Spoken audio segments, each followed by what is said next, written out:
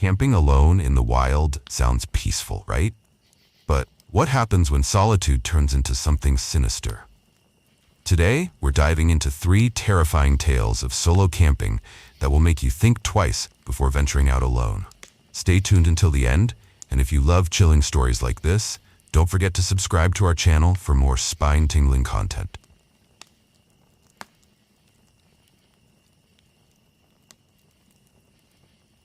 There was a sense of defiance that brought me here. Maybe it was pride, maybe curiosity. Everyone in the village whispered about the forbidden forest, weaving tales of its ancient curse. No one dared to step foot beyond its edge. But for me, the stories were a challenge.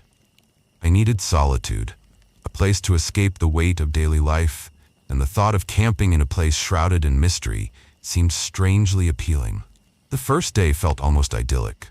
The forest, vast and untouched, was breathtaking. Towering trees stretched endlessly skyward, their branches knitting together to create a canopy of leaves that let only slivers of sunlight touch the ground. The air smelled of damp earth and moss, and the faint sound of a nearby stream filled the silence. With each step deeper into the woods, the tension I'd carried began to ease. The outside world felt far away, its chaos dulled by the serene beauty surrounding me. I found a clearing near a cluster of ancient oaks and set up camp. The work of pitching the tent and gathering wood for a small fire felt grounding. By the time dusk settled, the forest began to change. Shadows grew longer, and the colors of the world faded into muted grays and blacks. But even in the dark, the forest's allure held firm. I felt at peace, lulled by the rhythmic sounds of nature. But that peace didn't last. The second day began with a faint unease. As I packed my things to explore further, I noticed the path I had taken seemed different. It twisted in unfamiliar ways, narrowing where it should have widened, and leading me to places I didn't remember passing. The landmarks I'd noted before were absent, replaced by unfamiliar terrain. It was as though the forest had shifted overnight. Still, I pressed on, telling myself I must have been careless in marking my route. The further I walked, the more the unease grew. The trees seemed denser, their trunks gnarled and ancient, their branches tangled like skeletal fingers. The air felt heavier, as though something unseen was pressing against me. My chest tightened with every step, but I couldn't bring myself to turn back. The idea of retracing my steps through a place that seemed to change on its own was more terrifying than moving forward. By midday, I felt it for the first time, the sensation of being watched. It was subtle at first, a prickling at the back of my neck.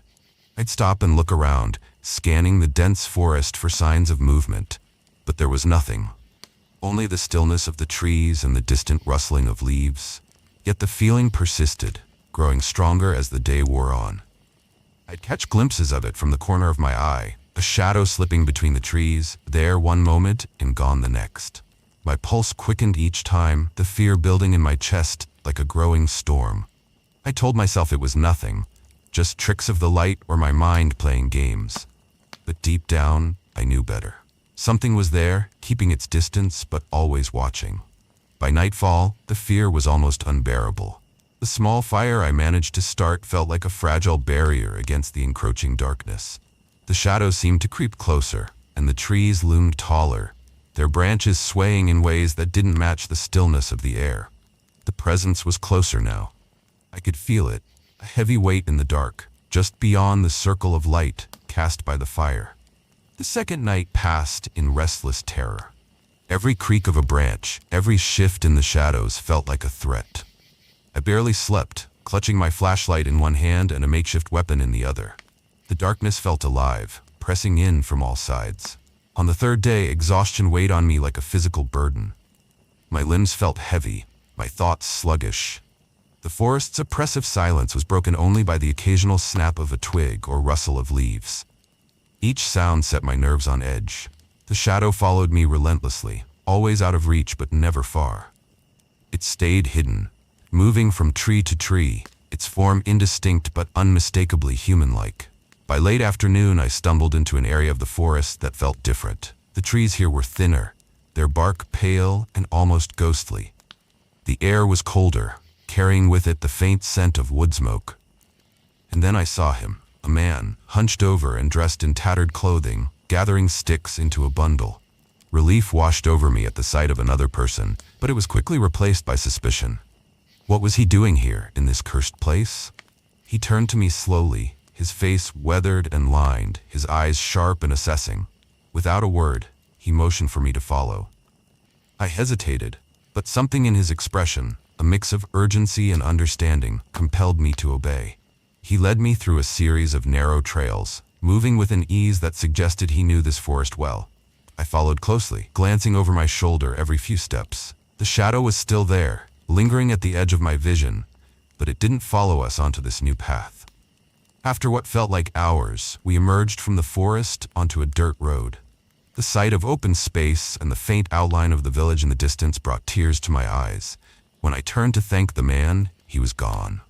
No sign of him, no tracks in the dirt, just the fading scent of wood smoke lingering in the air. I don't know who he was or why he chose to help me, but I'll never forget his presence, and I'll never forget the shadow that haunted me in that cursed forest. Even now, safe in my home, I can feel it sometimes, lurking just beyond the edge of my awareness, waiting for me to return.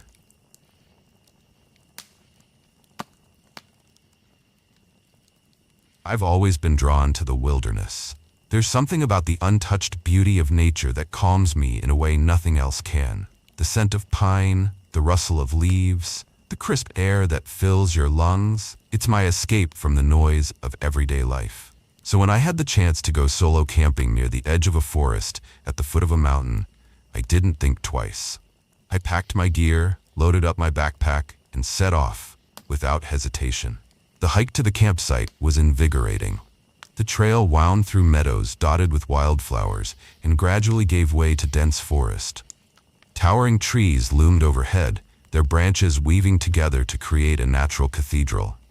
The ground beneath my boots was soft with fallen leaves, and the occasional bird call echoed in the distance. By the time I reached the clearing I had chosen, the sun was beginning to dip behind the mountain, casting long shadows across the forest floor. I set up my tent at the edge of the clearing, close enough to the trees to feel sheltered, but open enough to watch the stars. As night fell, the temperature dropped, and I lit a small campfire to keep warm. The flames danced and crackled, their light flickering against the surrounding trees. I ate a simple meal, savoring the solitude and the quiet. There was a comfort in being alone, surrounded by the vastness of nature. After extinguishing the fire, I crawled into my tent and settled into my sleeping bag.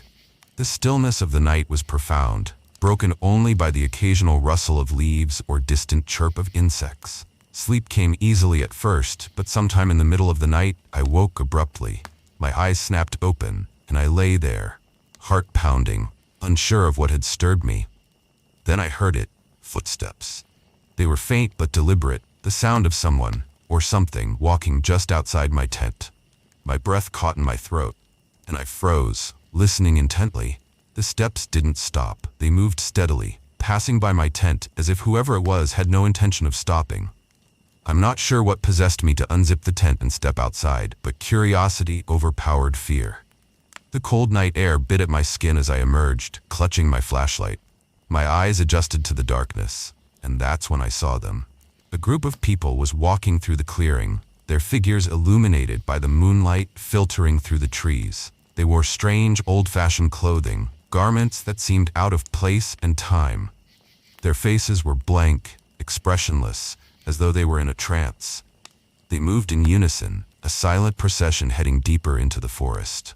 I called out to them, my voice cutting through the stillness, but there was no response. They didn't even glance in my direction. It was as if I didn't exist to them. My pulse quickened, a mixture of confusion and unease flooding my mind. Who were they? What were they doing here? I watched them disappear into the trees, their silhouettes swallowed by the darkness. Every instinct told me to stay put, to return to the safety of my tent, but my curiosity gnawed at me. I couldn't shake the feeling that I needed to know more. Against my better judgment, I grabbed my jacket and followed their trail. The forest at night was an entirely different world. The trees seemed to close in around me, their twisted branches forming an almost impenetrable canopy. The light of my flashlight felt feeble against the encroaching darkness. I followed the faint sound of their footsteps, staying far enough behind to remain unnoticed. My heart raced with every step, my nerves fraying with each passing moment. The further I went, the stranger the forest became. The air grew colder, heavy with a sense of foreboding. The trees were older here, their trunks thick and gnarled, their roots snaking across the ground like veins. A mist began to rise, curling around my ankles and obscuring the path ahead. Still, I pressed on, driven by a mix of fear and fascination. But then, the realization hit me. I had no idea where I was.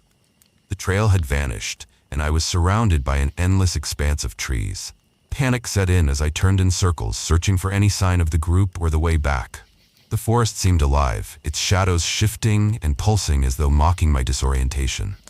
I couldn't do it anymore. The unease that had simmered beneath the surface now boiled over into full-blown terror. I had to get back to my tent, to safety. I turned and retraced my steps as best I could, my flashlight flickering as the battery began to wane. Every snap of a twig or rustle of leaves sent a jolt of fear through me. I felt watched, pursued, though I never saw anything. When I finally stumbled back into the clearing, relief flooded me. My tent stood exactly where I had left it, a beacon of normalcy in an otherwise surreal night. I crawled inside, zipped it up tightly, and huddled in my sleeping bag. Sleep was impossible. Every noise outside felt amplified, every shadow a threat.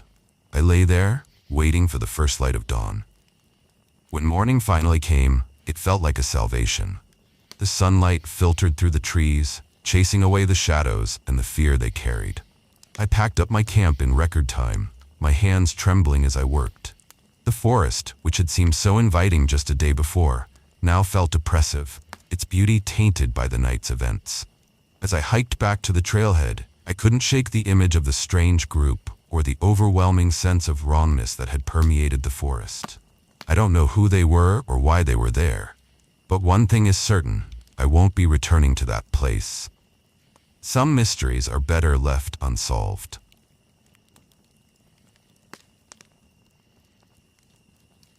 Heartbreak is a strange kind of pain. It's not like a broken bone or a deep cut. There's no visible wound, no obvious place to apply a bandage. After the breakup, my chest felt like a hollow space where echoes of memories rang endlessly. I needed an escape, a place where I could be alone with my thoughts, far from the sympathetic glances and well-meaning advice of friends and family. That's how I ended up in the forest, carrying a backpack stuffed with camping gear I barely knew how to use. The decision to go camping alone was impulsive. The idea came to me late one night as I stared at the ceiling, unable to sleep. I told myself it would be therapeutic. Nature would heal me, I thought. The fresh air, the silence, the solitude, surely that was what I needed. The drive to the campsite was long and winding. As I left the city behind, the roads narrowed and the trees grew taller and denser, their branches forming a canopy that filtered the sunlight into dappled patterns on the ground. By the time I parked the car at the edge of the trailhead, I felt a small flicker of something I hadn't felt in weeks: anticipation. The hike to the spot I'd chosen wasn't particularly challenging, but it was enough to leave me breathless and sweaty. The forest was quiet except for the occasional rustle of leaves in the breeze. I could hear the distant trickle of a stream and the chirping of unseen birds. It was serene, exactly what I had hoped for. I set up my tent in a small clearing surrounded by towering pines. The ground was soft, with a thick layer of moss and fallen leaves. As the sun dipped below the horizon, painting the sky in shades of orange and pink, I built a small fire and sat by it, staring into the flames. The crackling warmth was comforting, and for a while I felt almost at peace. The first sign that something was off came as I was preparing to sleep. I'd climbed into my tent, zipped up the entrance, and settled into my sleeping bag. The fire outside had died down to embers, and the forest was dark and silent. Too silent. The chirping of crickets, the rustling of leaves, even the distant calls of nocturnal animals, all had ceased. The silence was so absolute it felt heavy, pressing against my ears. I told myself it was nothing. I'd read somewhere that animals go quiet when they sense danger, but that thought wasn't exactly reassuring. I tried to push it out of my mind and closed my eyes, willing myself to sleep. That's when I heard it.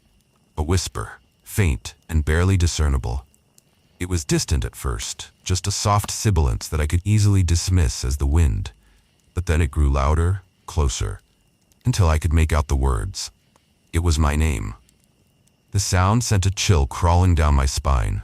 I froze, my heart pounding so hard I could hear it in my ears. It wasn't possible. I was alone. No one else knew I was here. My rational mind tried to explain it away. Maybe I'd imagined it. Maybe it was a trick of the wind or some animal call that happened to sound like my name. But then it came again, clearer this time, as though someone was standing just outside the tent. The voice was low and soft, almost gentle, but there was something unnatural about it, something that made my skin prickle with fear. I stayed as still as I could, barely breathing, straining my ears for any other sound. The whisper came again and again, each time from a different direction. It circled the tent, moving closer, then farther away, then closer again. I wanted to unzip the tent and look outside, to prove to myself that there was no one there, but I couldn't bring myself to move. The fear rooted me in place. The whispers continued for what felt like hours, though it could have been minutes. Time had lost all meaning. At some point, they stopped, and the silence returned. But I couldn't relax. My mind was racing, every nerve in my body on edge. I didn't sleep that night. I lay there in the dark, my eyes wide open, staring at the roof of the tent, waiting for the whispers to return. When the first light of dawn filtered through the fabric of the tent, I finally felt a measure of relief. The forest came alive with the sounds of birdsong and rustling leaves, as though the night had been nothing more than a bad dream. But it wasn't. I knew it wasn't.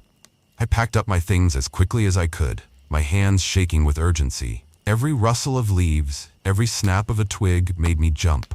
I felt exposed, vulnerable, as though unseen eyes were watching me from the shadows. The hike back to the car was a blur. I barely noticed the beauty of the forest that had captivated me the day before. All I could think about was getting out, leaving this place behind.